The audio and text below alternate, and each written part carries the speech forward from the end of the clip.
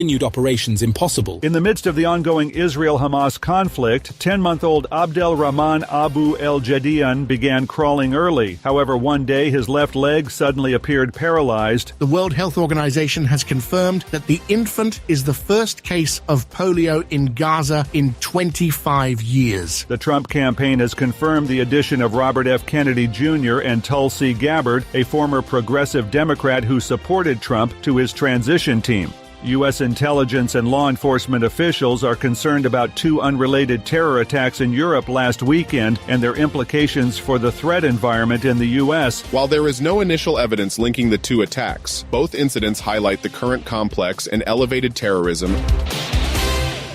The opinions expressed on this program are those of the host or guest and should not be interpreted as statement of fact. Independent fact-checking and corrections are encouraged. Independent fact-checking. In here, please.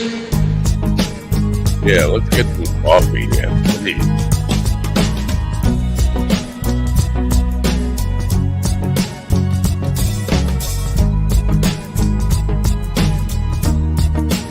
Things are going to go wrong. Buttons get pushed wrong.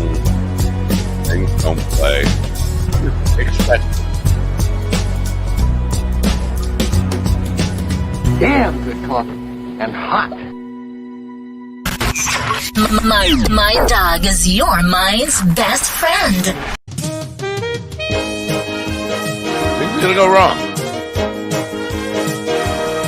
We're doing that. My dog is your mind's best friend. Wake up, America. You've got a dog that needs walking. That's right, sunshine. Just put on a big pot of strong coffee and get ready to type your little hate mail with your opinions about kumbaya and flat earth insanity. Stand-up comedy? You want stand-up comedy? Well, we've got sit-down comedy. It's time for Coffee with the Dog. You make me laugh. You give me gas.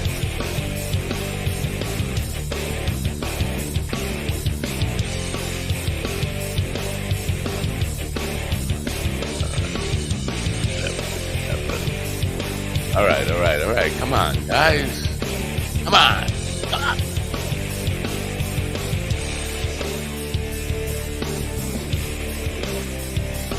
Man, it's the band.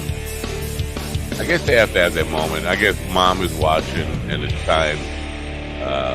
Let them have their moment of good morning, folks.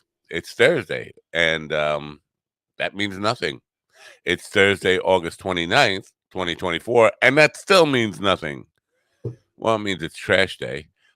It's overcast here. And if you know me, you know that makes me grumpy. But it's as it happens, I am all 700 of the dwarfs today. I'm grumpy, sleepy, dopey, horny, befuddled. I don't know if those are really... we're going to talk about counterterrorism today and dentistry. Good match, right? Well... I don't know. We'll see what it comes down to. I know Mark Booher is waiting to be on the show. He just sent me an email a couple of minutes ago. He's not here yet, but I expect him to be on time today. Dr. Edward Feinberg was scheduled once before and didn't show up. Mix-ups, and I'm not sure. Because I got like 3 different emails from him thinking it was yesterday. It's not that hard. You just click a button, you're there, you talk, you get out, you're done. Now, I got a message on Podmatch today from John Hewitt, who was scheduled to be on last week. Tax guy. And, you know, John Hewitt, franchised me. But he didn't show up. But he's on Podmatch asking me to confirm that he did show up. The first time this has happened. And I have to deny. I have to say, no. I don't know whose program you were on or think you were on, but you are not on this program. I I thought maybe I was going through a little dementia, to be honest with you. I had to check back. Did he show up? I don't remember him showing up. Turns out he didn't show up, but he thinks he showed up. You hear my voice? It's cracking already. It's like I'm a hater. I hate myself. So I don't know what's going on. It's Thursday. Did I mention that? It's Thursday. We're going to talk about counterterrorism and dentistry. I know I talked about that. I mentioned that. But here's the thing. I think I might have witnessed some live terrorism last night. I'm not kidding, but I am kind of kidding, but I'm not kind of kidding. What do I mean by that? Somebody tell me what I mean by that, because I don't know what I mean by that. Well, our buddy Doug Stanhope, you know Doug. He's a clown. He's a funny guy. Listen, when his house burnt down, and when his house caught fire, he was out there with video cameras, dancing in the street, making a big yuck over it. So when something like this happens, people think it's a big yuck. I'm not sure it's a big yuck. I'm not sure it's a joke. We've had no clarification on what am I talking about when I say something like this happens. Let me show you. Police, search warrant, come to the door. This was a live Instagram stream last night. Police, search warrant, come to the door. No, nothing. Oh, just wait for it. Come on. You don't need me talking throughout this whole thing. Good to go?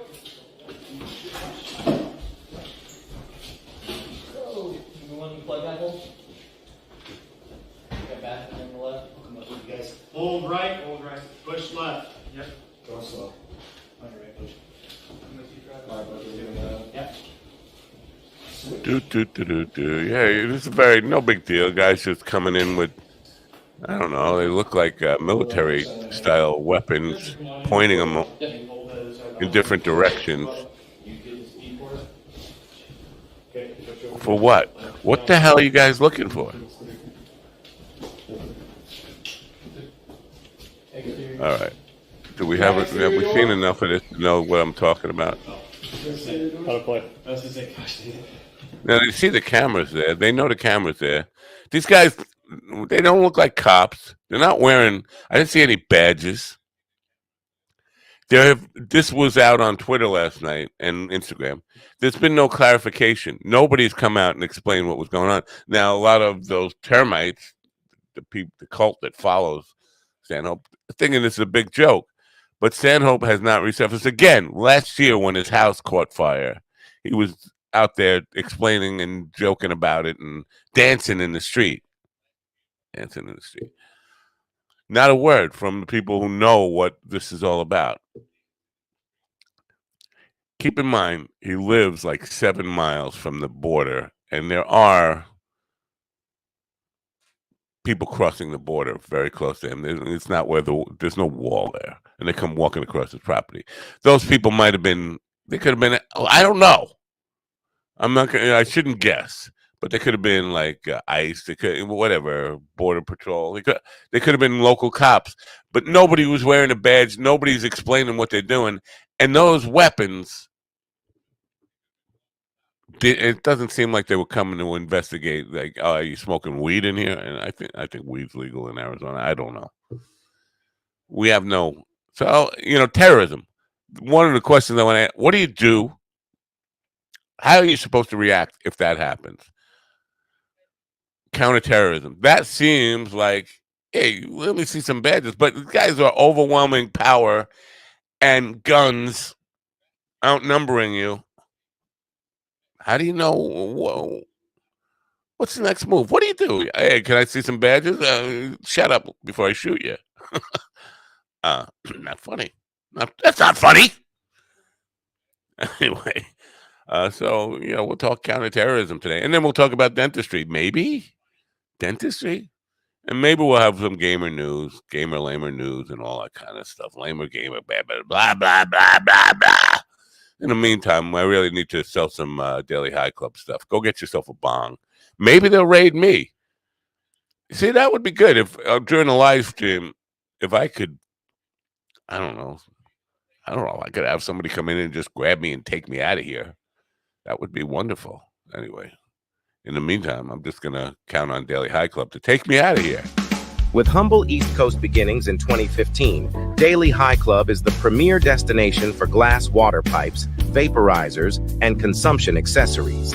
If you're looking to elevate your smoking game to the next level, you're in the right place. With over 1 million top-quality smoking products sold, and with a growing base of over 10,000 monthly subscribers worldwide, we deliver the ultimate smoking experience. Maybe he knows about But Daily High Club is not just a retailer. We're lovers of the smoking scene ourselves, working with giants like Tommy Chong, Snoop Dogg, Chanel West Coast, and more. Ready to join the Daily High Club? Let our experts curate your collection with our awesome El Primo monthly subscription box, or grab one of our fun and unique pieces from our smoke shop. Click the link in the description below this video to get this party started now. Excuse me. Get this party started now. Ladies and gentlemen, look at this crap going on. In the room right now with me, we have, I'm just saying this for the people on the radio. If you have a picture on your screen, you know who's in the room right now. We have the world's foremost lingerie expert, Ron Kane, who will soon be proprietor of roncanes.com, where you, if you can't walk, or you want to, or you're faking a disability, like the other guy who's sitting next to him, Stephen Sicamo Ortiz, you could use this cane to get around and maybe smack somebody if they come to your house with like terrorist weapons, looking to raid you for God knows where. And then to my what's that? My right, my left. To your, if you're looking at the screen, it's to my right, but I think it's to my left. I don't know. It's our right, your left, I think. Right. Yeah. Mr. AJ Benza from MTV, my best friend of 37 years. I forgot to say that. Good morning, fellas. Good morning, America. Good morning, America. MindDogTV.com. Do you have a birthday coming up in the next few years? For $50, you can get a birthday greeting card signed by the entire Coffee with the Dog family. That's right. Stevie, GD, Ron, Matt, Matt's cats, Matt's deer, and Matt's chickens. MindDogTV.com. We'll sell anything. We're mercenaries. Right. I got a cock for sale, by the way. Yeah, nobody wants that. No. So, Doug. I don't have any birthdays coming up in the next 50 years. 51 years from now, I think, is my next birthday. But what was the T-shirt I was supposed to make yesterday about wheelchairs or something? What was that? Sit down and fight like a man. With a picture of Stevie on a wheelchair. All right, that's a good one. I couldn't think of it last night. I was distracted. You guys saw the whatever that was, that Stanhope thing. Any thoughts on what that? Because people are saying because everybody knows his address. People are saying that people scammed him or whatever they call it, prank swatted him. I don't think that's the case because you would have said something by now. You don't really find out immediately that you've been swatted, even once you've been swatted, until they set you down and tell you that you've been swatted. Usually, this is a really common. Well, this is a really common occurrence for streamers in general, right? So this happens a lot. Wait, slow down. You don't just roll over that sentence. This is a really common occurrence for streamers in general. It is. I've never seen a video of it. Are there videos of this happening? Like live stream? If you go on YouTube and just look up or Google streamers getting swatted, especially on Twitch in particular, it happens often enough that it has a name and it's got its own penalties attached to it. So whoever called it in, that's like a big time crime, right? It's a felony. Yeah, it's a felony. If you get somebody swatted, you have to pay for the response, you have to pay for the labor, and you get felonies for it. It's a whole mess. If they find out you did it, you're up shit creek with 0 paddles. Yeah, but again, Ian's pointing out that everybody in that town knows him. I think he's like the unofficial mayor of the town. He's a celebrity in that town. All the police know him. So, but a lot of politicians get swatted too, and if people know. I mean, if a Supreme Court judge got swatted, they would still show up and respond. Even though they know that's the House of the Supreme Court Justice, they can't take the chance that it's not an actual thing. But if he answers the door, see, this is the question. If he answers the door and says, well, "What's going on here?" They should know that he didn't call it in. They know him. He's famous enough that they all know him. In theory, you would think so, but even when these people get stream swatted on, these bigger guys, like for example, what's his name? Not Sketch, but Kai or Speed, one of these guys.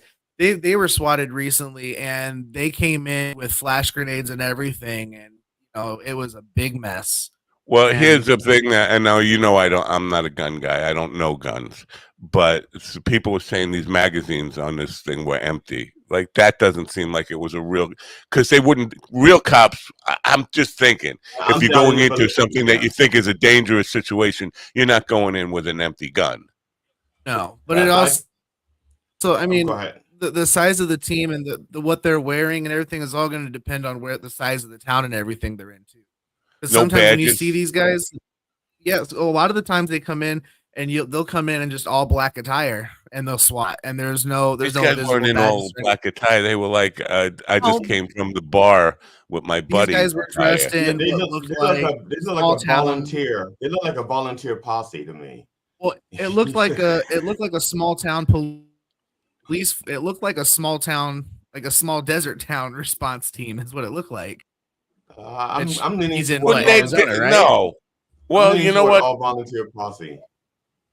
Yeah, Mark will know better because but I don't know where you get this. Looks like a small towns still wear badges. Police departments wear badges. They don't just come and barge in, not showing any identification at all. In an emergency SWAT situation, they do. You see it out. Literally, if you go online and watch any of the videos of people getting swatted, it's literally the same MO every time. Those were real. Look up the news stories. Then there's countless news stories too. It happens all the time. I'm not taking your word for it. I'm not taking your word for it. Issue. I don't think you know what you're talking about. All right, get him out of here. Oh God. Right, we'll let him back. Roll the tape. Roll the tape. You're back. We'll let you back in the room, but under the condition that you shut the fuck up forever. All right.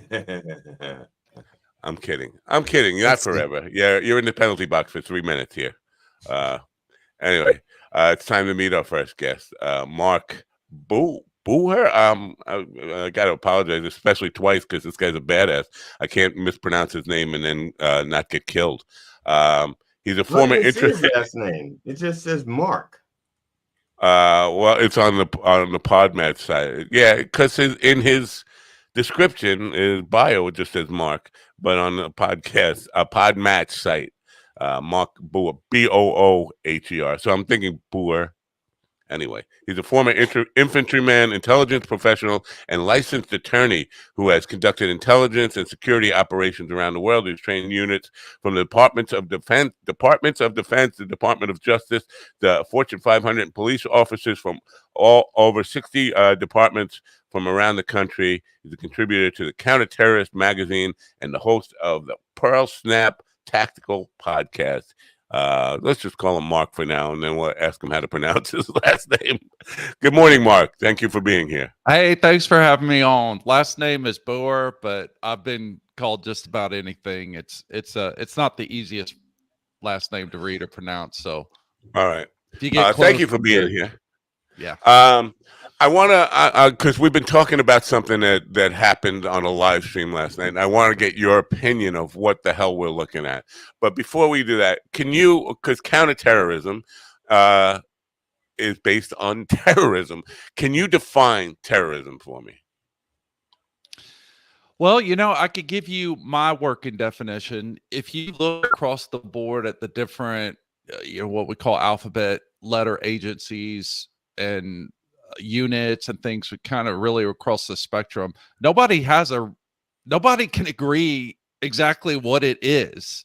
Why I asked. Yeah. I don't know. I mean, the best I can do is give you my definition of it.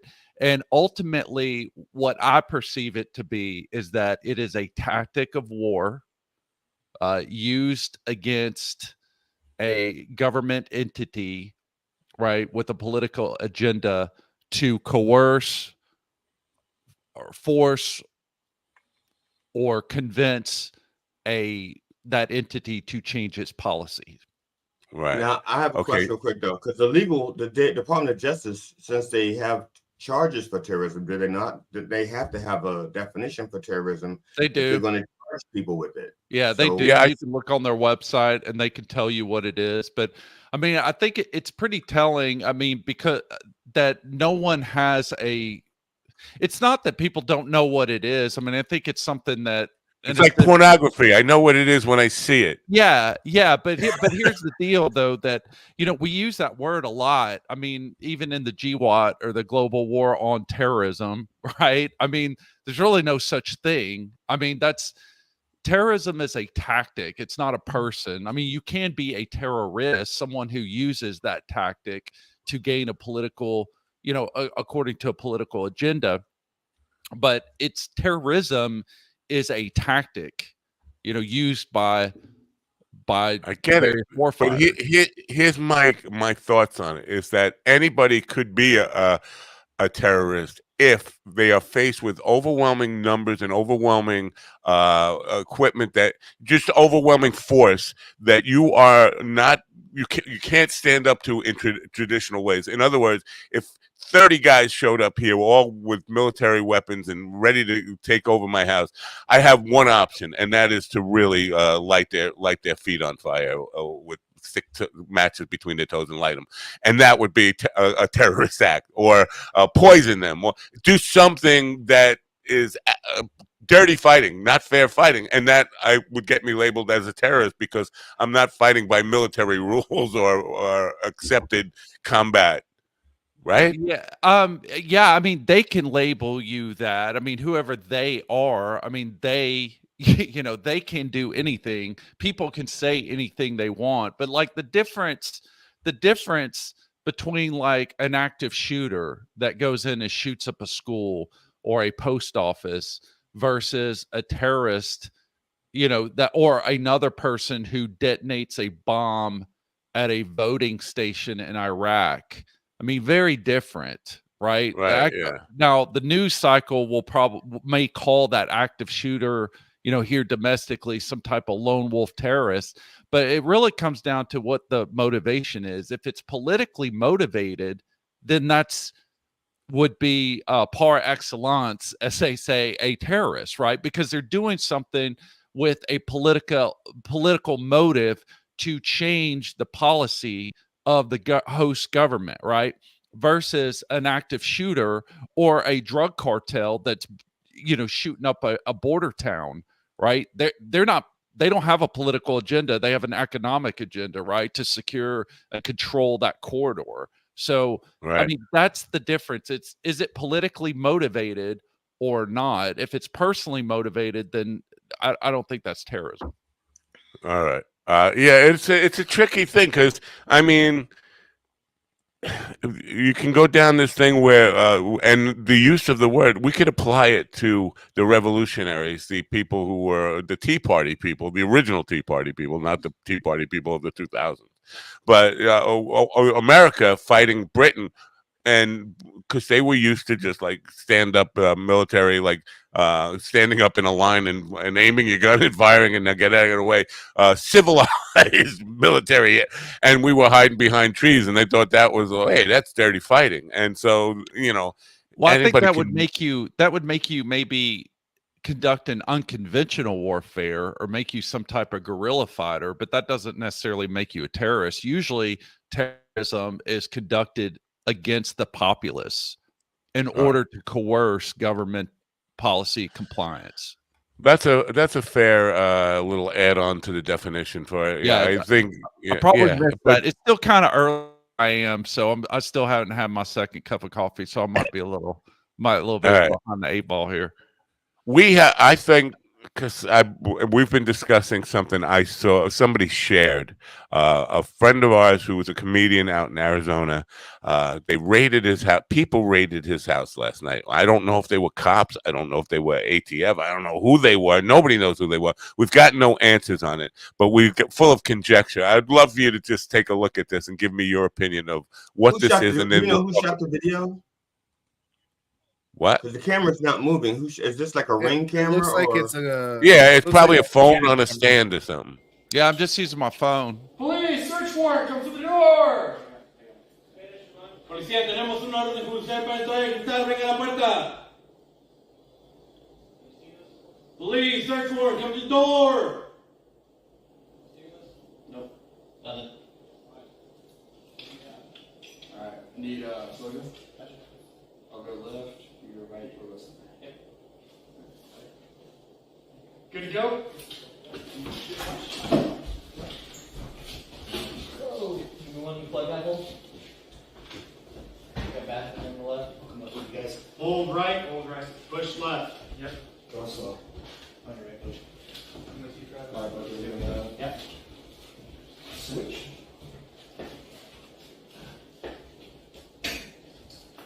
Clear left. The hold on the other side of the island. Good. Come on in. Go. Yep. You hold the other side of the island. Yep. Move up. You get the speed for it. Okay. Push over down. Up to down. And the team's clear. Exterior. We got exterior door. Oh. How to play. I was gonna say, gosh, dang it. But so I don't see any badges on there. They don't really identify themselves in a clear way that I could understand. You got the house that they were police. Matt, could you play like the first 30 seconds again? The only reason why I'm asking is because they yell something in English, and then they yell something in Spanish, and I swear the last word he yells is puta at the end of a sentence. That does not sound like something a real government person would say. If you listen, it's clear as day. They announced they have a search warrant, and they're the police. They say it two or three times. Anybody can say that. You have to show a badge. You have to show ID, Steven. Or the not when they're responding to a SWAT incident. They don't have to go in and be like, "Hold on, no one shoot. We have badges. Hold on." Let's let Mark. They're under threat or they're not. If you're under threat, then everybody's on alert. Otherwise, you don't have a guy standing in the door like Mr. Peanut posing for a commercial. Okay, either everybody's on board and this is a real situation, or they're just yanking each other's chains and it's got this mental masturbation going on. You know, I'm sorry. Yeah. And just to counter Stevens, he forgot he's in the penalty box. My house has been raided by FBI, and they did come in and say FBI. First words out of their mouth. I think an FBI raid's different than a swatting situation. Oh no, it was the same. It was treated as a SWAT incident. They were throwing people around, guns everywhere, pointing in faces, and all that stuff. I don't think you know what you're talking about. Again, get back in the penalty box before I mute you. Mark, what do you make of any of this? Just watching it through, I wouldn't mind watching it a couple more times, but I mean, I was kind of focused on the verbiage and kind of their actions. I mean, it's been a long time since I've been in that part of the game, but from what I saw, just first blush, I mean, it looked pretty standard. I'm not familiar with the protocols of this particular agency in this jurisdiction, but I mean, if they had a warrant, they announced themselves and then they came in, and I mean, I didn't see anything too crazy. Can you tell if those guns were, because people are saying that the magazines on the guns are empty. I couldn't tell. I mean, it's such a small video. It's really hard to see anyway. I'd have to look at it again. I mean, I'd have to look at it again to see. I wasn't paying attention. I was kind of more interested in just kind of getting a general overview of what I saw. I wasn't looking for like specific details. Like that. I should have told you that this is 7 miles from open border in southern Arizona. Okay. So we don't know what agency it was. It could have been local cops. It could have been immigration, border patrol. Mm-hmm. Who knows? But now from the citizen's perspective, you're in that house. is there any protocol that if that happened to me, that I should do? Ask for identification, any of that kind of stuff, or just let them come in and just have their way? They said they have a warrant. Steven says, "Oh, if they say I have a warrant, that's all they need is to say they have a warrant." What do you think about that? Do you protocol what you should do in that situation? Well, I mean, it looked like a dozen dudes flooding into that house. I mean, they took it, not flooding in like violently. I mean, they looked slow and deliberate, and at least in that part, they didn't seem like they were kicking down doors and destroying anything. So I'd be kind of thankful for that if it was my house. But I mean, look, man, you got a dozen dudes with guns who say they're in law enforcement. I mean, you got a decision to make whether or not you think these are thugs. I mean, they didn't look like gangbangers to me. You know what I mean? Yeah. So I probably would, assuming they are who they purport to be, and I would probably let them do their thing and then sort it out afterwards. It's just like these people that get into altercations with cops, the officers detaining them and, wants to put them in cuffs, and then the guy starts fighting the cops, and then next thing you know, somebody gets killed. It'd be a lot easier to let them, arrest you, go bail out, and then sort it out afterwards. I'm sorry. I've been to that situation where I talked my brother to turning himself into the police, and as soon as they got him cuffed, that's when they roughed him up when he couldn't defend himself. Yeah. So I'm sorry. My experience is a little bit differently. Well, yeah, I understand. And if they come to my house like that, if my wife is coming home to a very dead black man, because I'm not. I'm sorry, they're not coming in my house like that. If they're going to if they're going to knock, or if they're going to show me ID, they're going to show me the warrant and probable cause. Because first of all, I'm a law-abiding citizen in my own home. No one comes in my house like that. First of all, guns aren't allowed. They have to leave the guns outside. Yeah, so I agree. I think they have to show ID. Well, I'll give you an alternate. I mean, when I was in my 20s, it was a long time ago, right? But when I was in my 20s, I bought a new truck, and I went down to a party, and it was in a neighborhood I ain't never been before. And so and this was like before GPS and smartphones and stuff. So I was just trying to, it's 2 a.m. I'm just trying to get out of this neighborhood and get my way back home. Right. And evidently I rolled through a stop sign. All of a sudden this cop pulls me over and gets me out. He's running the tags, or, running registration and everything. And I just bought this thing. I didn't even have the bill of sale or even really know what one was at that time. Wasn't paying attention to it. I was just like, hey, I bought this new truck. It's mine. I signed the paperwork. Well, anyway, it was still, the paperwork hadn't processed and everything. So in the state database, this vehicle belonged to somebody else, not me. So this guy has probable cause to pull me over, because I rolled through a stop sign, even though I didn't know I had done that. I mean, I didn't roll through the I thought I had stopped, but he said that I had kind of rolled through. So there's a traffic violation. He's got someone with a truck with no bill of sale that tracks to someone else. He's got probable cause to put me in cuffs at a minimum, while they kind of get this thing situated and everything, and possibly, I can't remember all the details a long time ago, but even to make an arrest. Now, from my perspective, this guy pulled over someone who was just trying to get home, hadn't been drinking, hadn't done anything wrong. And I'm not saying this is the same for every case across America, but it's in many cases, where it's just a mistaken thing that's got to get sorted out. So, this guy puts me in cuffs. I mean, if I would have started scuffling with this guy, something really bad could have happened for one of the two of us. You know what I mean? I hear you, definitely. But with these guys in particular, and I don't want to stay dwelling on this, but they weren't dressed as cops. And listen, it could be gangbangers or just mob people or criminal, you know, if I want to rob a rich guy, take a bunch of my dopey friends with guns over there and not have any badges and just yell, "Warrant, we're coming in. We have more guns than you can count." There's no real defensive, and staying calm in that situation, you're either going to end up dead or just robbed, severely robbed, and then like abused, and then they're going to leave you. Our best case scenario is they just rob you and maybe beat you up and leave you there. So yeah, it's an interesting way, like of thinking about how to react in that situation. And if you're caught by surprise by it, you have no.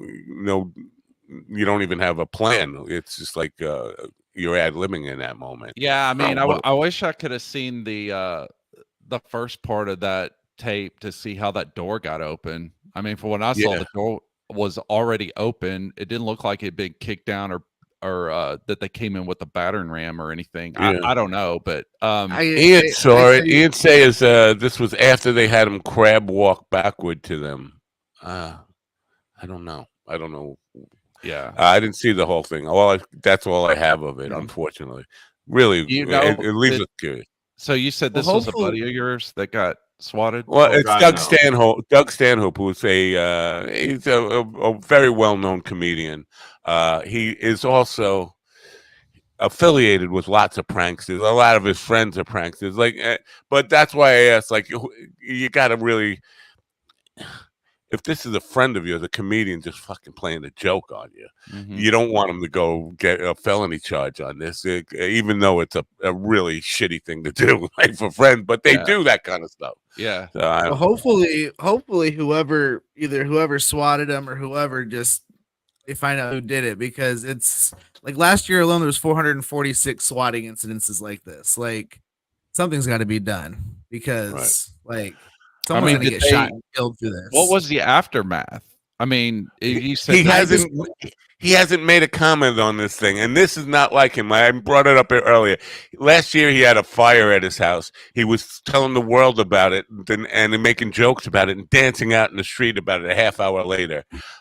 This not 24 hours, but 16 hours has gone by now, and nothing has come of it. And Craig, if you can send me the link to that, we'll probably take a look at it at some point if you can find it and send a link somehow. Yeah, I was looking it up too, and it's all over Reddit, and there's a bunch of people talking about it, but nobody's made not even the slightest comment about it yet. Anyone connected to it. So we'll come back to it if they send us a link. But now I want to talk about what you came here to talk about today. Now you train civilians, regular people in like almost military. Oh, maybe I shouldn't even say almost military tactics in dealing with self-defense. Self-defense, not in like maybe you include martial arts, but I mean self-defense in against what we would call a terrorism attack to a company, to a school, to those kind of things. Yeah, I mean, it may sound. It's not as sensational sounding, as it might appear to someone who's not in that world. I mean, in my opinion, tactics come from the military and then they're adapted to law enforcement applications and civilian self-defense. So, we just take the things that we learned in the military and adapt them, depending on the audience. It's the same principles, but it just looks differently when it's law enforcement.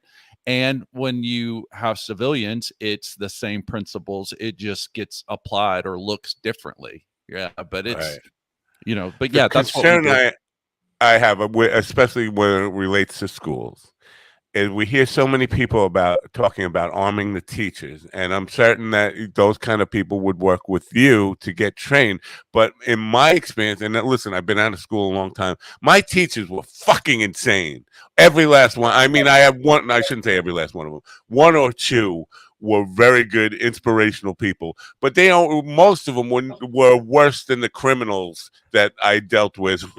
I would not want them armed, even if the purpose is to protect the school against a crazed shooter or whatever.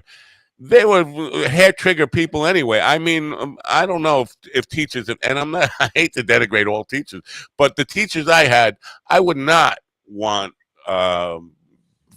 having sophisticated arms. I wouldn't even want them having a pea shooter or water gun. Well, there's two issues there. I mean, one is you're talking about airline pilots, school teachers, church security folks, everything. Just because you're in that role doesn't mean you get to do that. I mean, there needs to be some vetting process.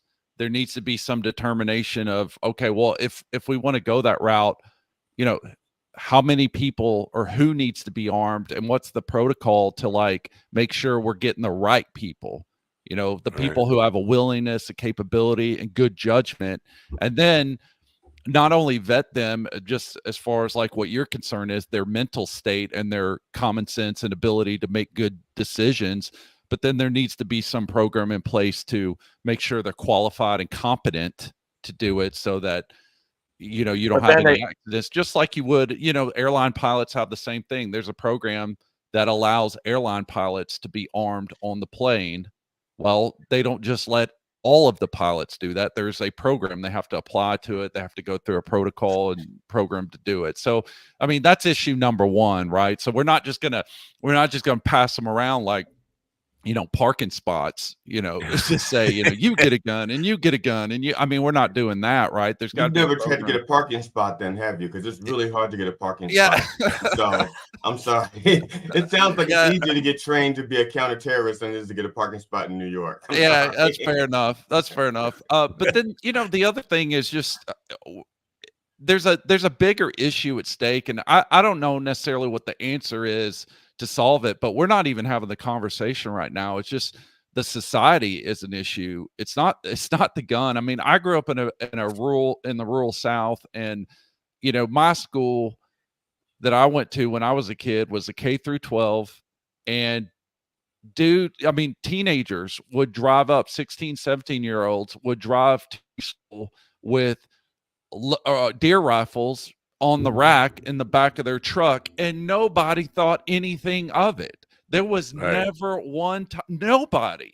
Like, it was there. Teachers, bus driver, everyone saw it. No one thought anything of it. And yeah, we had fights at school, fist fights, but nobody would have ever thought about walking out to their truck, getting a gun, and coming back and shooting the place up. It just didn't happen because nobody had that mentality or mindset, and then nowadays things are so different. And the question we should be asking ourselves is, why is that? What happened? Why is that within the last 30 years or 40 years or whatever, slowly, these things have been escalated, and that people are at a point where they're mentally unstable, that seems to be a logical recourse to solving problems that they have in their life. But then again, but things change over time, and I remember those days, but things change over time, because at one time doctors used to tell you to smoke to fix health issues. So that who the fuck thinks that's right in this day and age?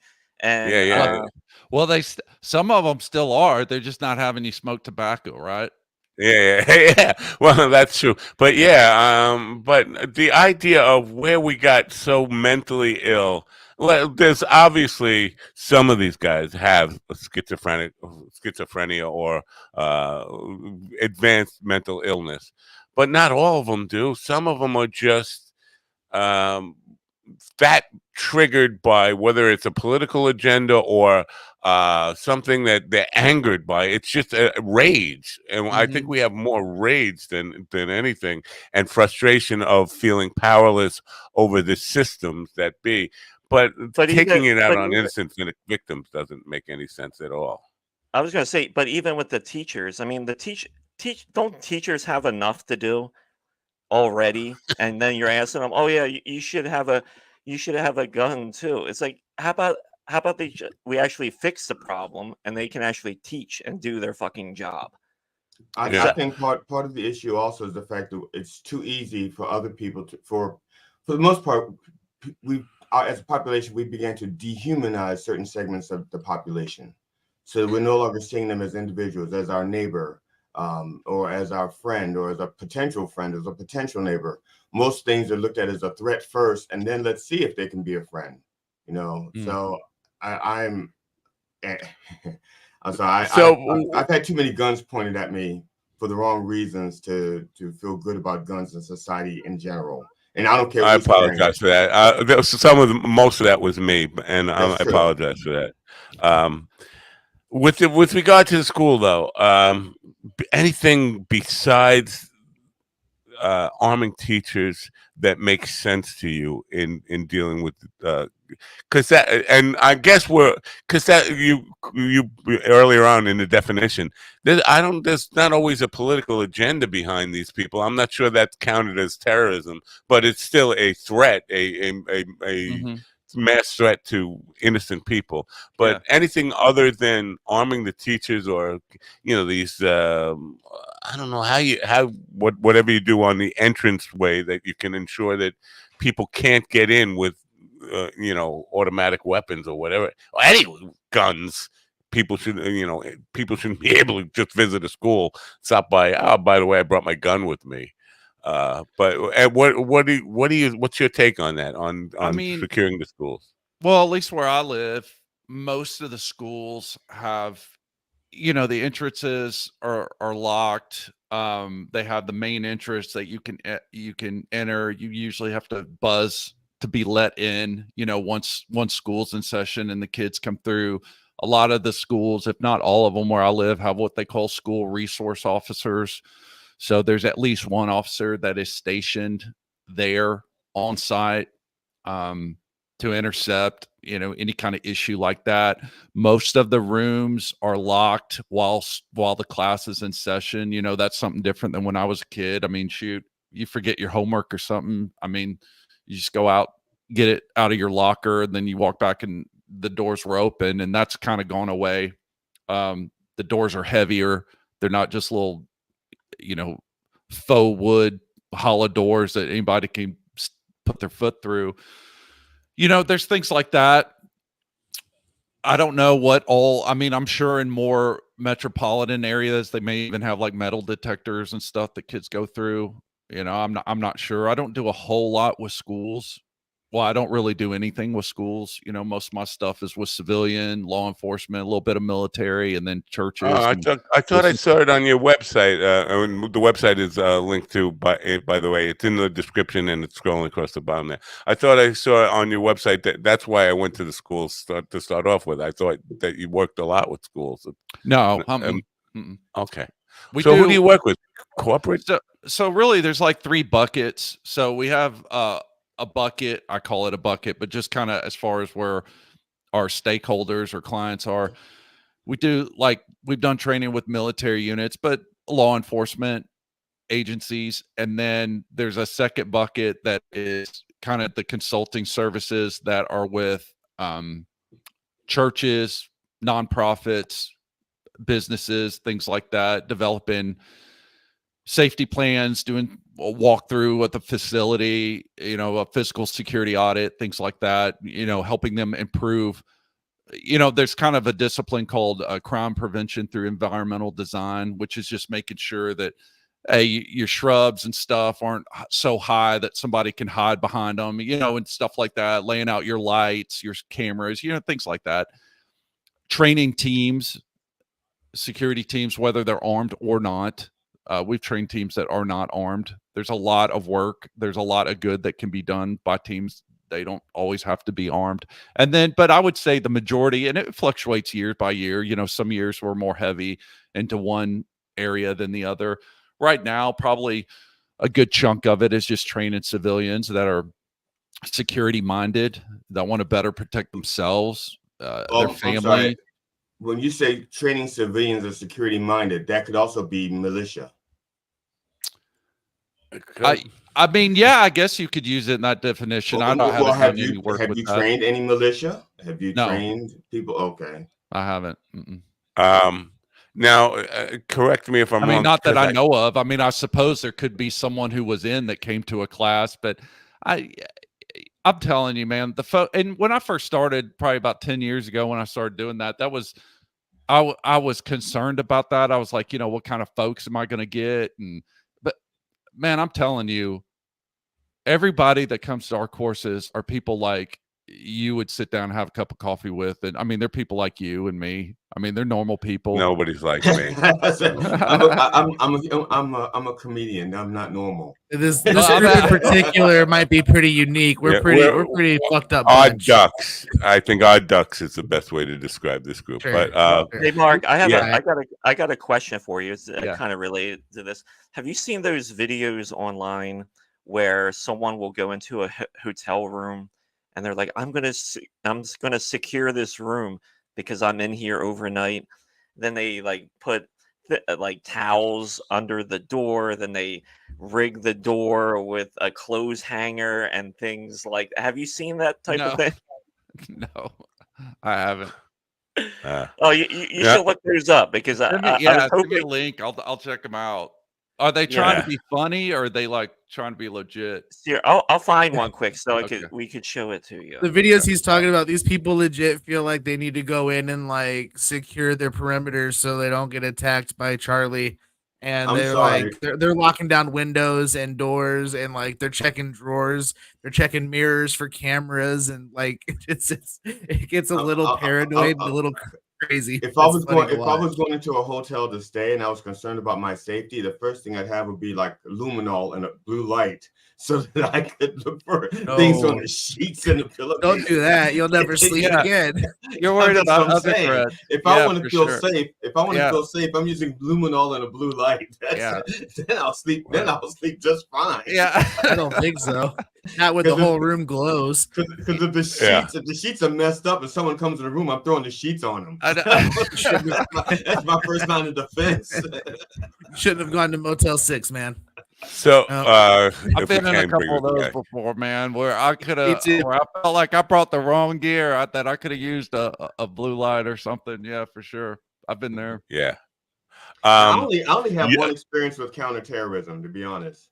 And that happened a few years ago. I was in a supermarket. We're at the checkout, and this 2-year-old just at the counter, just throwing a tantrum, and he terrorized his mother because he wanted candy at the counter, and that's the closest to counterterrorism that I've ever experienced.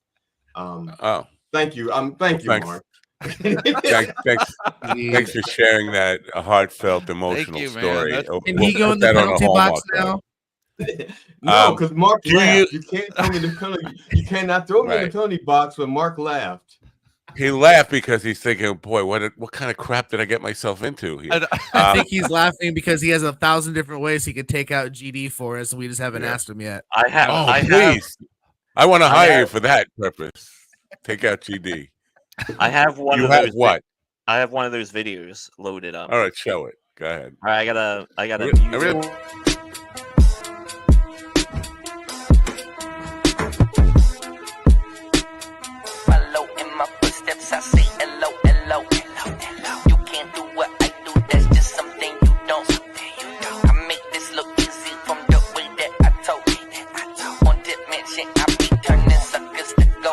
I'll be like Rock the Great One. I'll just tell you what I would do. And if I was that nervous, I would just go to the police station and say, could you put me in protective custody tonight? I'm just like scared of everything in the world. Exactly. I can't stay. There's no hotel in the world where I could actually sleep in because I will be too nervous. Just lock me in a cell so nobody can kill me tonight. And a fire hazard to boot. You probably filmed that in the Hamptons, man. All right. Do you? I think, and correct me if I'm wrong. Online training for gun use, like through an app, like through video. Yeah, we don't have any apps. I mean, I haven't got too far in the online space. I mean, we have an online course that you can get off the website that kind of goes in that. I've dabbled with that. I mean, there's so much stuff on YouTube and everything. Some of it's really good. Some of it's not, so it's kind of like, the buyer or, well, in that case, it's free. The consumer needs to kind of be aware, and just because it's on the internet, obviously doesn't mean that it's good or correct, but there is some good stuff out there from competent. Well, I think it's fair to assume that you are a Second Amendment supporter, and I am to a degree. I think the Second Amendment needs to be totally rewritten, and maybe this is a whole conversation for another day.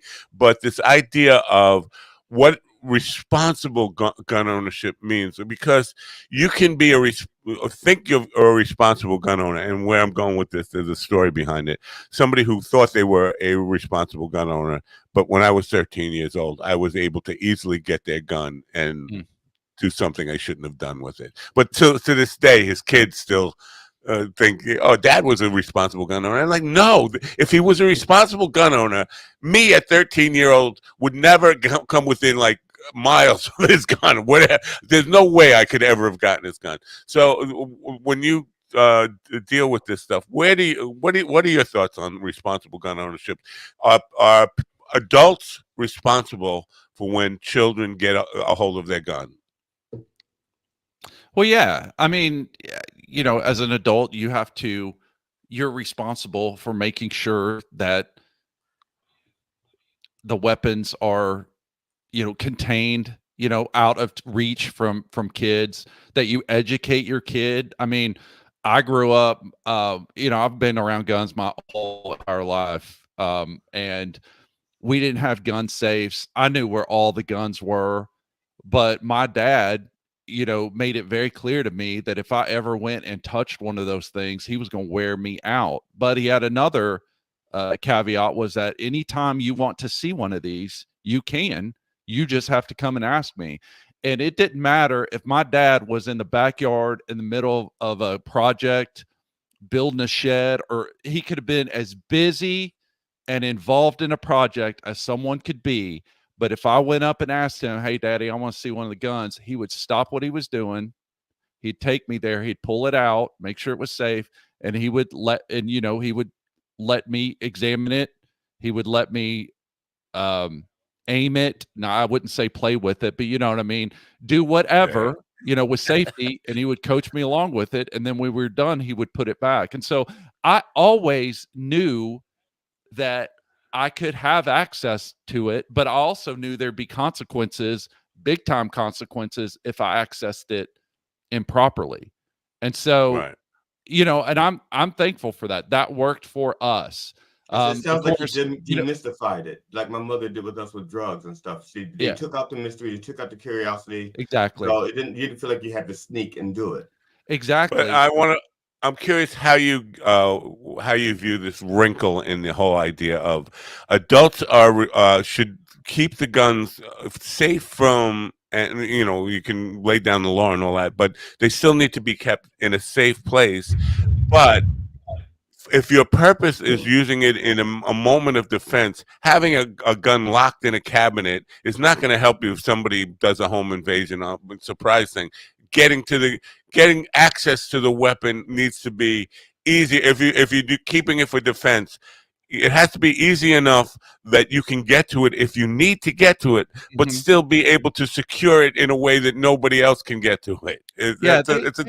They have all kinds of devices now. I mean, with safe, you know, thumbprint safes, you know, hand access, you know, there's all kinds of things out there that for people that, you know, want to do it. But I would tell you this, man, I've been around the world. I've been in different countries, and I will tell you this, that with all of our problems, there is no country on this planet that is as free as America. And there is no other reason for that than the Second Amendment. That is what secures the First Amendment. And I'll tell you this, you can look at this. First of all, you just look at around the countries, like during the lockdowns or during speech. You can say you have a constitution that guarantees your right to free speech, but there's some countries in Europe that will throw you in jail for posting, you know, or making distasteful remarks on social media, right? I think the UK is planning on doing that now. Even if you're not in the UK, they're planning on extraditing They have no people. gun ownership rights. You show me a country that has more freedom than we do, that has restrictive gun laws. You can even see that in even in this parts of the country during the lockdown, how things were exercised against the citizenry I mean, they were having people like out on the coast. I saw a video of people that were just out on the beach that were getting pulled out by police. That, there wasn't anyone around, but said, "Hey, you can't be out." But you go into the areas that had more freedom in relation to gun ownerships, you didn't have that stuff. You didn't have that going on. I have to push back on that because I think even though New Zealand and Australia, I think New Zealand was where they had pretty much, they got rid of the guns, period. I seem to think even though they don't have they don't have a constitution, I guess they have the freedoms that we have, freedom of speech, even though it's not a guaranteed right. People make a mistake of saying because we have the right to do something or it's legal to do something that it actually matters. What matters is who's enforcing those laws, not what the laws are. So that's when you said that's how when you first went to the Second Amendment and then added the First Amendment. To me, the First Amendment is more important than the Second Amendment. But again, that's just, to me, all of the Constitution needs to be rewritten for a more modern time. But it's who's enforcing the laws, not what the laws say. I mean, my classic example is back when the speed limit used to be 55 miles an hour. You could have a state trooper on the side of the road, and everybody's driving 60, 65 miles an hour. So they're all breaking the law. But that trooper gets to decide which person who's breaking the law they want to pull over. And if they see somebody who looked like their ex-wife, they can say, okay, she's the one I'm going to pull over. Or if he sees somebody who looks like the person who slept with his ex-wife, that's the one I'm pulling over. So yeah, I agree. I agree. It's who's enforcing the laws. Yeah, that's right. And so what happens when you have that's exactly right. So then what happens when you have a tyrannical government that takes hold? The whole point of the Second Amendment was to keep the government in check, to have it fear its citizens, not the other way around. When you get to the point where you fear the government, that's when things are wrong. That's when you lose your freedoms. I tend to believe that. I tend to believe, and I look at certain historical facts to help me support my belief, is that the Second Amendment was more designed to keep slaves in check by slave owners, and than it was to protect property, than it was to protect the rights of citizens. It was more designed to protect the rights of landowners and keep slaves in check. So I have a different point of view. That's why I believe that the Second Amendment needs to be rewritten, not just the Second Amendment, but the entire Constitution, to reflect a more equal society where not just white landowners are the ones who are writing the laws, and the laws are written to protect them and for them. I mean, I would agree with that last part. Yeah, I think that the laws need to be written and are written in a way to protect everybody and not just one class of people. But I mean, even in America, you had people out on the frontier where there was no slave ownership. People to protect themselves against each other, against other groups that were out there, where slavery wasn't an issue. I'm just talking about why it was written, not how it was used after it was written. I'm talking about unfortunately, we don't have access to the people to the people who intended. But again, this is a never-ending circular conversation that can go around forever because we don't know, and we can't necessarily apply the mindset of guys from 300 years ago to today's world. So all of it. Actually, I think it's much simpler than that. I own guns also, but I also believe not everyone should have access to a gun or should be allowed to own a gun. There needs to be rules in place.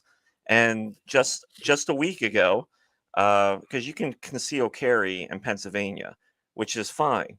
Like a real responsible gun owner who does conceal carry makes it a point not to show his weapon. You don't want anyone to know you have that weapon on you. And just last week, there was this idiot at the bar who's walking around with a fucking pistol in his pocket. Yeah. Wow. In his pocket. And that's where my belief is, like, not everyone should have it. Not everyone is mentally capable enough of owning a gun.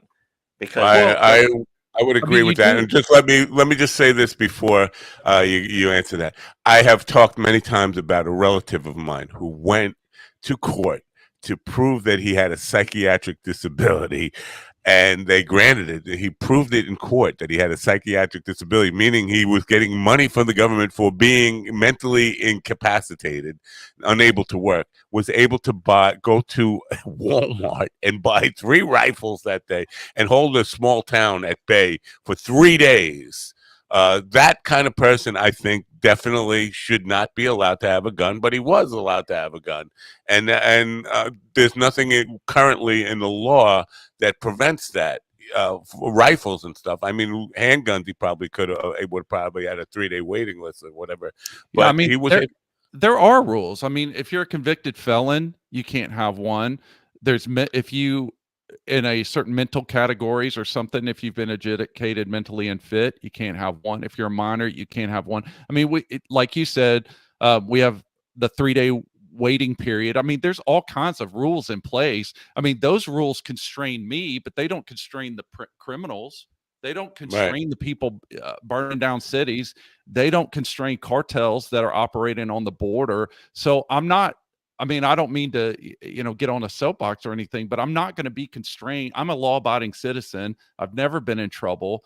I'm trained. I'm competent. I'm not going to have someone just because they're scared of it come in and take away my right to protect myself and my family. It's just not going to happen. I'm not going to be at the mercy of the criminals. Mark, you did run that traffic light though. Come on, you rolled right there at stop sign. No, I'm just saying. Come on now, never did it. Come on. If you would like to take out a gun and shoot him, I think we'll look the other way. We'll just look the other way. I'll just. No, I can already go. Buddies, man. We'd be beer. I won't shoot him, but I'll run him over. If you know anybody, I'm just saying, if you know anybody who would be willing to do that for me, I'm just saying, somebody who runs through a traffic light or a stop sign, that sounds irresponsible. I don't think they should own a car or a gun. I'm sorry. I slipped through the cracks, man. I went through one of those loopholes, But really, Second Amendment, this stuff, this field that I'm in, it always goes political, and I really don't like discussing politics. I just like to discuss practical ways people can better protect themselves and make them more self-reliant. But I will tell you this: if you look at the crime statistics and the rates of violence and gun issues, typically you're going to find in the blue cities, major metropolitan cities like Chicago, in places like that, you have higher rates of gun violence than you do in areas where they are less restrictive. I mean, Chicago has some of the most, Washington, D.C. has the most restrictive gun laws in the country, and yet they have more of the crime violence. Right. But it's actually per capita, I'm not exactly sure that's true. Per capita, I think it's the red states and blue states are almost even, according to the last FBI statistics that I looked at. Absolute numbers, sure. Absolute numbers, yeah. You have more people committing crime or doing wrong. But per capita, it's not like that. Per capita, it's like the red states are just as bad as blue states. We're running short on time, and our next guest is getting ready. So shut the fuck up. I'm sorry. Okay. I lost my temper there. I'm sorry. It's good to have you. I'm sorry. Well, you're just rambling. You're making the same point for 15. You're being a willy. Will you take his eye? Yeah. I want to quickly look at this video. Ian sent me 2 videos. If we can indulge me here for this, let's see if we can do this. It's Stanhope's compound last night with their compound. I say. Face down and rotate your body. Keep rotating. Can we do it without this? Keep rotating. Keep going. Next in a way. Keep going. All right, walk backwards. Keep going. He's on his knees, right? Yeah. Keep crawling out, guys. Yeah, he's on his knees, crawling. I think Doug is nimble still. Hey, we'll just simulate this, sir. You can stand up. Yeah. So you keep that. Yeah. Keep going. Holy crap. Yeah. Jesus. Ask any questions. Relax, dude.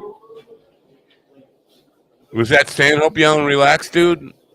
Sounded like it.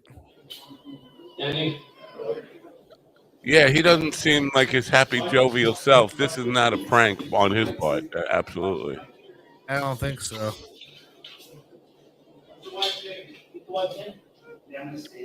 Well, you can't really tell much from that one. Let's see if there's another one here, right? Is that, oh, that's the one we just watched. Down and rotate your body. And that's the one we just watched. That's the one we just watched. Keep rotating. How do I get out of here? Keep rotating. I can't do it. I can't get out. All right, let me just get out completely out. We'll make sense of that later on. Anyway, I'm just trying to figure out what the hell happened there, and I do appreciate you being on here, but Mark. But you know what? Knowing what to do in those situations, and we are running up against a clock here, but so fair to say that every situation is different. Like you're talking about schools, you're talking about churches, you're talking about corporations, airline pilots. Every single one of those has their unique challenges, and the there's not like one size fits all counterterrorism course, right? That's exactly right. I mean, it really comes down to it's not just the mechanics of just knowing the weaponry and how to do it. It's also having a tactical mindset, being situationally aware, being able to pick up a stimulus or a threat at a distance, because when you have distance gives you time, and that's time to think, time to react, time to craft a response, those types of things. And like you said, it's going to be different, and every context is different. And so, you can't just make, bright line rules saying you do this every time. It is different. And so that's where the training comes in, and that's what we try to help people do. Great. Now, I don't know how to Barudis defense. That's Barudis. What is that? Where does that name come from? Am I missing should I know what that Barudis means? Oh no, not unless you're some kind of ancient history geek like I am. I geek out on that stuff. So Barudis was what the Romans in the 4th century, and actually before that, were kind of pushing into Germania, or up on the borders of the empire. They were coming across the Germanic tribes, and they had a war cry that they did, and the Romans thought it was pretty cool, so the Romans called it Barudis. But very cool. We learned something today. Yeah, very cool. Now, awesome. What people go to the website? Who are we encouraging? Is it who are we encouraging to look up your services? Is it corporations, churches? I mean, who and how? So I mean, like I said, we help law enforcement, we help churches, nonprofits, and other and for-profit businesses, and just security-minded civilians, people who are concerned about what they see on the news and where the world's going, and that they are kind of coming to a point in their life that, even with the best response time that the police officers have doing their best, they cannot always be there until after it happens. Right. And so if you want to take more responsibility for yourself and not outsource your security to someone else, you need to be trained, and you need to be knowledgeable and skillful, and we can help you get there. All right. Well, thank you so much for that. You've been a great guest, and I appreciate all you've brought to. And I know we threw some things at you you weren't prepared for, like analyzing a crime scene from last night. But I appreciate your insight. We hope people do check out your website, and thanks for being here. Have a great day. Thank you. I appreciate it. It's good to meet you guys. Take care. All right. Bye for now. Pleasure meeting you. Interesting stuff. You know what? We talked a lot about guns there, but in the news today, the Taylor Swift thing, people are saying that because that was a knife attack, right? A guy stabbing people in the audience. His intent was to kill tens of thousands with a knife. Well, the thing is, he had one of those automatic knives and he also could reload. So it was a tactical knife. Yeah, it held multiple blades. I mean, how long would it take you to stab 10,000 people to death? Well, if it's a very long knife, you could get like 4 at a time. So I mean, it's a shish kebab kind of. even for a second, that's still probably a couple hours of just. Yeah. All right. Let me take Mark's website out of there. You know, it sounded like GD wanted to get himself killed there. I wanted to try and listen, I wouldn't really. I ain't scared. GD, don't piss off special forces. That's bad policy. They don't scare me. Okay, they're just people. Nobody said I'm not scared of any human being except for my wife. My wife does scare me because I was say, ooh, I'm telling. You're a hater. You're a hater. And I always love when these guys are like, well, if you don't get crime in the blue cities compared to the red states, yeah, the crime is different. There's more fucking people. The crime is different in the red states than it is in the blue states. Yeah, in absolute numbers, yeah, it's worse. But in per capita, it's not different. Not that much. I don't know if that's true. I mean, we could, if you want to play stats and all that stuff. Somebody said to me about it was the Beatles versus Led Zeppelin. The guy said 30% of the Beatles catalog was crap. And I said, well, 98% of all statistics are made up on the spot. So I don't know how you justify that. I mean, so depending on what sources you can go to, you can find stats. It was the FBI. It was the FBI database. It was an FBI database. Yeah. I'm not sure. I'm not sure that's true. I think the argument is most of those guns that end up in places like Chicago are not bought in Chicago. They're bought at gun shows in some of the more open states, and then in Indiana. They're bought in the South and Georgia, and they're pipelined up into the East. All right, let's move on to something far more frightening than guns. You know what I'm talking about? Dentistry. Right. We started out talking. Yeah, we started out talking about counterterrorism, and all I can think of is the tie-in between Zell. I'm Marathon Man. Are you familiar with the movie Dustin Hoffman and his dentist who is he's a Nazi diamond guy, and he wants to know if it's safe to go get the diamonds, and he's torturing. He's a dentist, but he's torturing Dustin Hoffman. Is it safe? Is it safe? I think you missed the quintessential dentist movie, Little Shop of Horrors. Oh, yeah, I did miss that. I have not seen Little Shop of Horrors. Anyway, let's move on to our next guest, please. If I can. Where's my intro here? Dr. Feinberg works with dentists who want to improve their crown and bridgework skills. Are you guys ready to improve your crown and bridgework skills? Look, I love my dentist. So I have no fear. Give me a big smile. Look how big and white those teeth are. Come on. Yeah. I got no teeth. No teeth. This is thanks to my dentist. That's the only why I feel comfortable performing is because my dentist did such a good job on my teeth. All right. Because before that, I was hiding behind a microphone like this. I was like, Dr. Feinberg is here to educate listeners, meeting planners, and readers to visit the site and learn the real scoop on crowns, bridges, implants, and saving teeth, which is a little late for me, but hopefully it's not too late for you to save your friggin' teeth. Good morning, Dr. Feinberg. How are you? I'm fine. How are you? Well, I'm toothless. Let me do this. Anyway. It's very people. Why you're having a dentist on the podcast? Like, what's that all about? We don't hear a lot from dentists. First of all, dentistry is. I would rather have open brain surgery, open heart surgery, than have a tooth pulled or something like that. You know, you are one of the most feared professions in the world. Yes, but it doesn't have to be that way.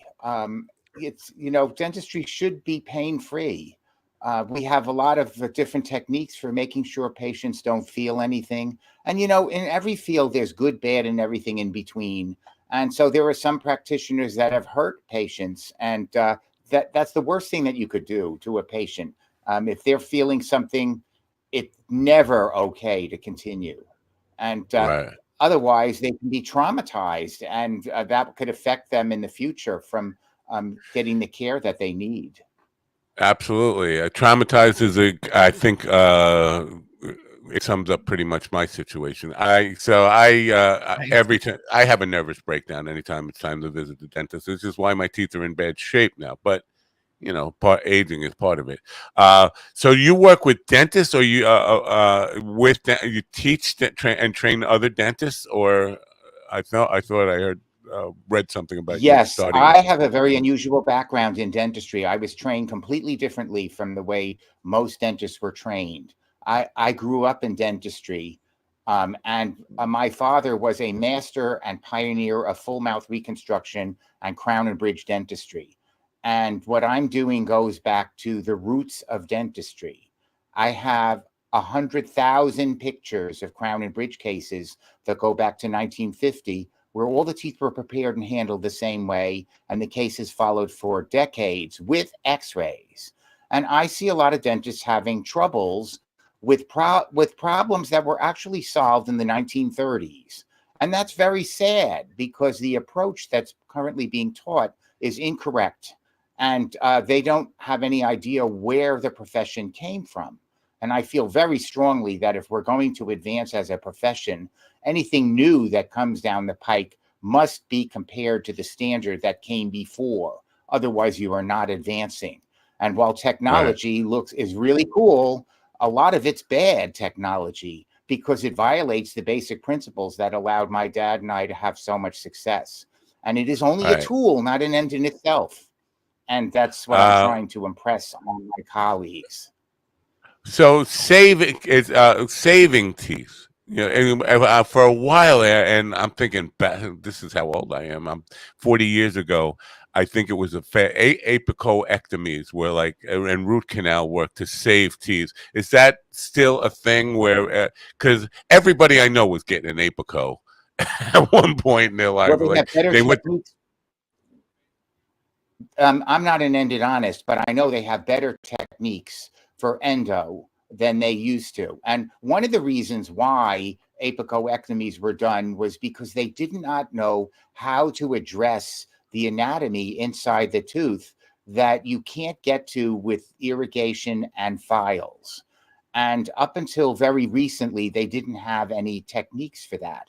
Now there are two techniques. One is the laser, and the other is something called the gentle wave, which is part of standard root canal therapy. So there's a lot less need for apicoectomies than there was in the past, because they didn't understand the anatomy inside the teeth. Does that mean less people are getting? I don't know. I actually don't know what crowns are, but I mean whatever those things are now. The things where they put a post in your head and they screw the tooth onto it. That's a crown.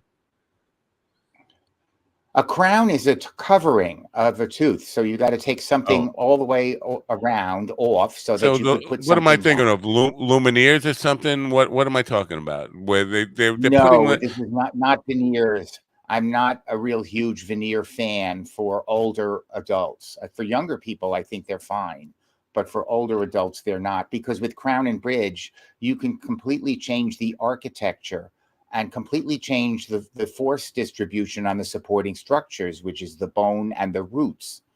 So crown and bridge work can completely change the architecture of the mouth. And once you do that, very often periodontal bone loss comes from oversized dentistry or abnormal architecture, abnormal destructive forces being applied to the teeth. And when that is corrected, then the patients get to hold on to their teeth. And that's what I do. I try to correct things so that the patients can hold on to their teeth, and that's the end of their problem. Teeth, folks. Hold on to your and teeth. What I see now, one of the things that I I'll just say, as a child, one of the first things you're taught is that teeth are a good investment, where you can, when they fall out, you put them under your pillow and you get cash money in return. So you would think that, like, if I needed money, I could just put my teeth under my pillow now and get even more money, because these teeth are much older and wiser than they're like vintage teeth, because they're like a good wine. If a wine was 60 years old, well, you know, we have two sets of teeth, you know, and the deciduous teeth will be lost, but your permanent teeth, you get one set, and you better take care of it. Otherwise, you're going to have trouble. And prevention is everything in dentistry. So there are a lot Maybe of we the can real anesthetize reason, him and move on. yeah, Do the you real find reason it? people get into trouble. I'm sorry. Once you get me started, I don't No, stop no, very we were fine with well. you. It's the other guy above you that we wanted to anesthetize, not you. We don't want to anesthetize our guests. The question I had is like when you see people with veneers, especially like these older stars, do you do you find it frustrating? Because I've noticed when these like stars go and get the veneers, all of a sudden when they start talking, you just hear. Yes. Okay. One of the problems with veneers is that you can't take enough off the enamel layer that what you put back isn't bigger. And an older person, they're less likely to tolerate that. And a lot of them end up with periodontal problems because they're oversized. So in a younger person, if you do crown and bridge, you're more likely to get involved with root canal therapy because the nerves are larger. So they're also more able to tolerate dentistry that's a little bit bigger, and they will get away with it. And but every one of them is committed to doing crowns one day because you irreversibly cut the tooth structure. So they're all committed to doing crowns. An older person, crowns are a better choice than veneers because you have complete control of the architecture. You can make them ideal shape and size, bring the forces up close to the bone, and distribute the load better so that they can hold on to their teeth. So when you see these Hollywood stars with these very big teeth, they're in jeopardy of losing those teeth because they're too big. And a really fine practitioner of veneers, and there are some around, really know how to minimize the increase in size so that they don't look so big. And Wow. that's very important. I have veneers, but I do know what do you mean by older, because what is there like an age thing or a physical developmental stage or something? Number. Well, Yeah. There's What no do you mean by there's older? no real definition of that. But when they come due to be replaced, most likely veneers will not be the right treatment. It's a temporary treatment, and I've seen patients go for many years with veneers, but ultimately they're all committed to doing crowns, and one day they will be doing crowns. Now, A lot of it comes down to financial stuff, right? I mean, decisions based on where I go from here, how much it I know my brother just got some fake teeth, and it was driven by coverage and financial resources that he got old-fashioned dentures, and he had all his teeth removed. I'm laughing; it's not funny. Had all his I'm teeth not a removed. big fan of that. Yeah, I'm not either, but I think it was all he could afford at this stage in his life. He didn't have a lot of cut. Yeah, I don't want to think get he into said, that because go ahead. I'm Yeah, not go a big ahead. fan of doing things for economic reasons.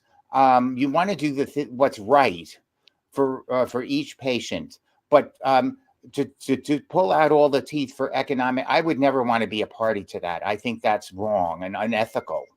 And I have a lot of those patients, and I ease them into a denture rather than doing what they call an immediate denture, where they pull the teeth out and stick something in. I never saw anybody really comfortable and happy with that because that's a huge adjustment, not only physically, but psychologically. So I like to ease them into it, and I'll make a little partial removable and gradually add the teeth on as they're lost until it's converted to an upper denture. That's accepted more readily. And then then they have a choice if they want to make a real denture or do implants. And I really believe strongly that patients should have choices, and they're not always given choices. And they should have all the information regardless of what it costs so that they can make the best decisions for themselves, what the choices are. So when I get a patient, I like to do an in-depth study, and I'll tell them what's good, what's bad, what your choices are, what I would recommend, and then it's up to them what they want to do. But I see a lot of patients being pushed into treatment and not being given choices, One of the things that I see that I really don't like is the complete overuse and inappropriate use of implants. This is an epidemic because a lot of dentists do not know how to save the teeth, and that's a very big problem. So they're putting define what that means, because everywhere. Not everybody understands, and I'm one of these people, because I think that might have been what I was talking about before. Is implants? That's basically when they basically put. You correct me if I'm wrong. Some kind of structure like a screw on. You screw the tooth into your artificial root where you have no teeth. Okay, where you have no teeth, you can put an artificial root made of titanium into the bone. And then you could screw a crown in, like you were talking about, that you can do that. So that's like a fad thing right now, right? That this is like a lot of people do this. It has a place. I'm not against them. I've done a lot of them. I'm against their inappropriate use and overuse. And they're being used in ways that don't make sense, where crown and bridge would be a better choice. Because like I call the single tooth implant the signature of a piecemeal approach to dentistry rather than an overall approach. Because when you go to the lectures and you look at the articles on implants, you rarely see virginal teeth, that's teeth with no fillings or no crowns and no bone loss. You see problems all around this space where they're going to place the implant, where the teeth already have big fillings or crowns or going to need crowns. And then when you put this implant in, that does nothing for the teeth around it. It just fills a hole or a space. And so the patient's problems are never solved. Whereas if you know how to do good bridge work, you can change the architecture, bring the forces up close to the bone, and that's the end of the patient's problems. And they also make the crowns and bridges on the model of the mason jar cover, which is the best known thing ever devised for preserving food. So I almost never get decay under my crowns. And that's not taught. So they're all having problems with crowns falling out and decay under the crowns because the approach is completely wrong. And it's very sad because that didn't come from dentistry's roots. And I think somewhere along the line in the dental schools, they wanted to teach techniques that were easier, but they neglected to tell them that that's not the only way to do things, maybe not even the best way, and that their education really begins the day they graduate. And so we're having a lot of epidemic in every profession. We want everything easy and where we don't have to work for it in almost every profession, and it can on both ends of the professional and the consumer. I think, and I don't think we're ever going to change that in our culture. That idea of taking the path of least resistance. The overuse, because we see people with like really white teeth, and you've known them, and they weren't that white last time I saw you a couple of years ago. Now all of a sudden you're coming back using these whiteners and all this stuff. Good for teeth, bad for teeth. Is there any concerns there about overuse of these artificial whiteners on teeth? Well, I like the take-home whitening materials. Most of them is carbamide peroxide. That's very safe when used properly. And it works by cleaning out the pores in the enamel. So if the stains or discoloration is on the surface, that will work really well. And then you could touch it up. What I don't like are the in-office treatments, which are used as the same caustic chemical, even if they shine the light on it, which does nothing. And the teeth can become sensitive, and then it doesn't hold up as long. So the far better approach is the take-home whitening. It's safe. You're not going to do any harm unless you overdo it. But it does work. Now, you're talking about the take-home whitening strips or take-home whitening gels, or because there's different. Well, I have this thing. It's like a pen you paint on your teeth. The best way is when your dentist makes you a tray that fits your teeth. And that holds the material evenly across the surface of the teeth. The strips do work, but sometimes they're a little spotty, because they don't do it in the same way, but they do work. Right. Okay. I've had some of those trades. Who is the onwardprogram.com? Who is that for? Is that for dentists? Is it for consumers? Who is it for? Well, it's primarily for dentists, but there's a lot of information there that would be accessible to anybody who's interested in dentistry. I made like 35 courses for the website. I have a documents library with a lot of information on different aspects of dentistry, primarily crown and bridge work. And I have a blog. So I make a blog once or twice a month on different subjects. Some are about leadership. Some are about different marketing things that I did during my practice career. And some are scathing indictments of things that I don't like and that shouldn't be going on in the profession, because I care deeply about my profession and I don't want to see the reputation go into the toilet. So I compiled these blogs into a book called Open Wide, appropriately, and it's available on Amazon. Well, I did not know that. I would have the link for that and be able to show the cover of the book. I'm sorry. I feel like I let you down here a little bit on that. But we will find the Amazon link and put that in the description for people too. But this open indictment of stuff, and do you get a lot of I don't know, have you started some wars within the dentistry world?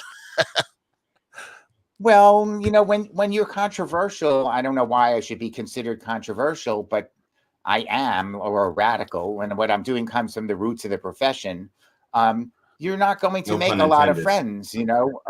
People aren't going to pay much attention to you. You know, a lot of things are corporate controlled, and that's true in dentistry. They want to sell implants. So one of the reasons why you're seeing an epidemic of implants is because the corporations are pushing for this. And this is not right. And if somebody's got to get up and say, this is the wrong direction, this is not right. And I guess it has to be me. And well, you know what? On your You're website, right. You're right. On your website, Go the ahead. program, Matt had asked, is it geared toward dentists or patients? Now, can people who are just interested in the proper care and feeding of teeth learn something, you know, just the average Joe? Can they learn from your program on your Yes, website? I have a few basic courses that are no charge. Most of the courses are nominal charge, but they don't check any credentials to see who's a dentist and who's not a dentist. There's a lot of free stuff on my website because I want people to have the information. And so I have a lot of documents that you could read up if you're very interested in reading up on dentistry. So it's there for anybody who is interested.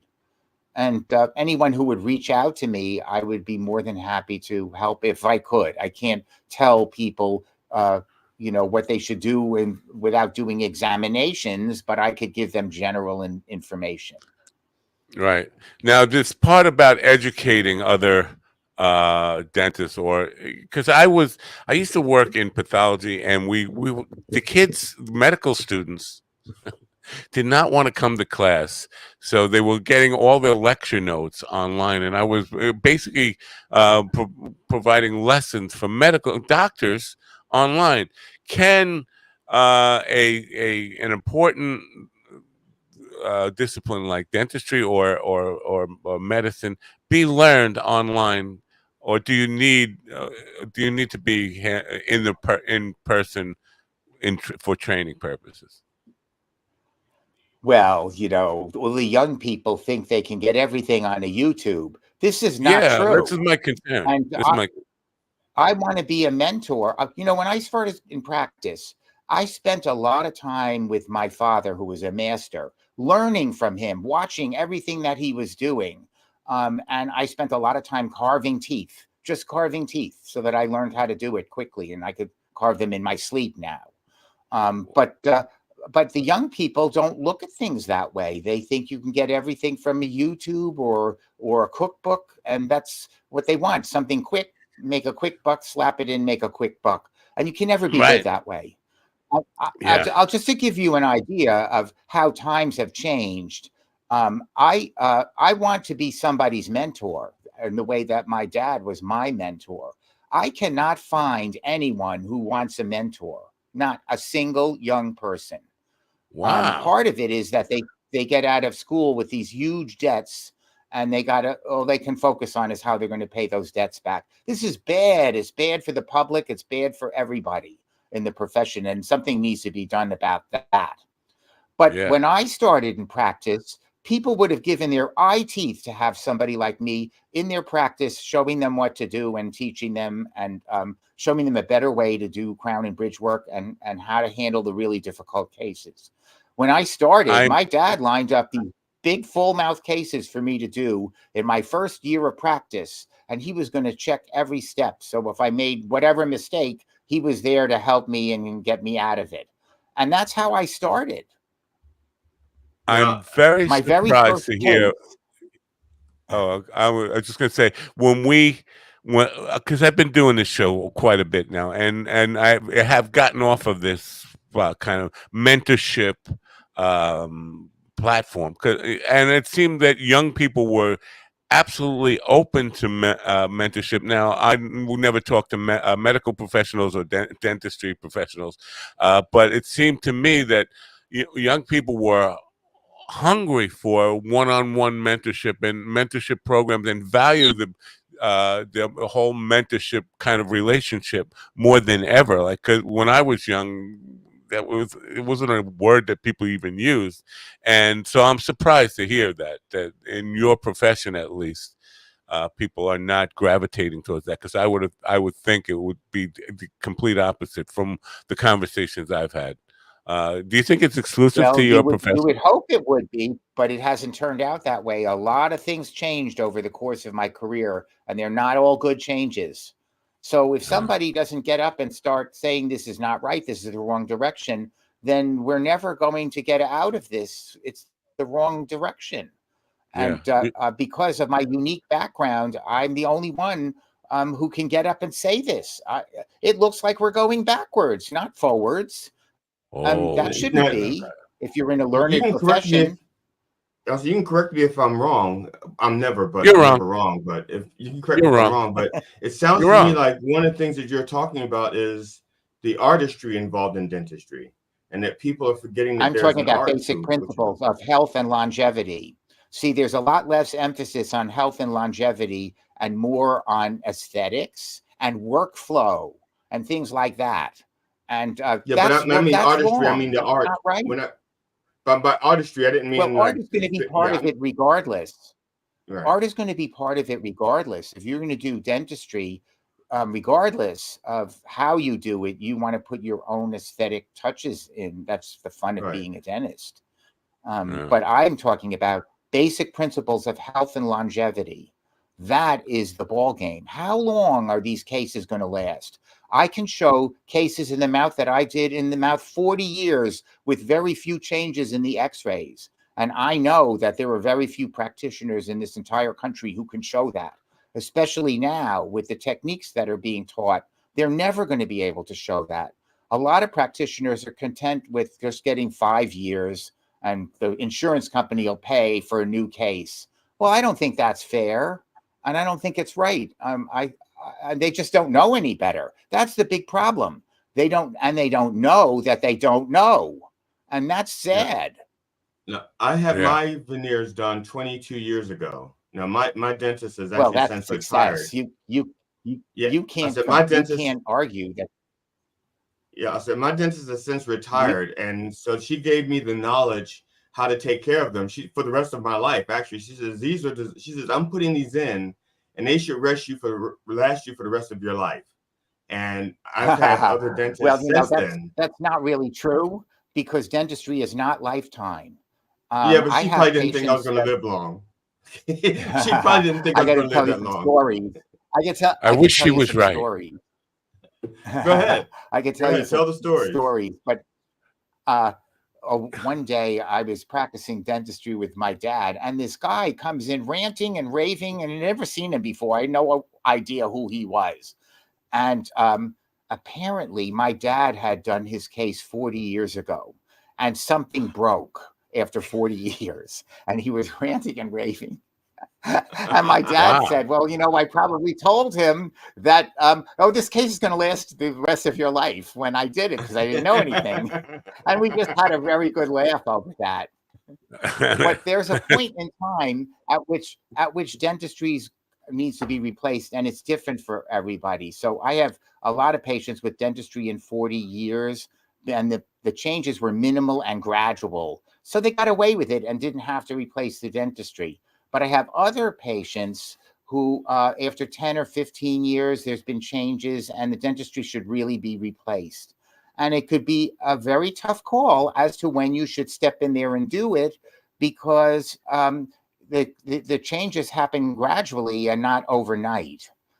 So that can be a very tough call when you should step in. But usually when I decide it's important to do it over, I turn out to be right, because then something happens and then you have to do it.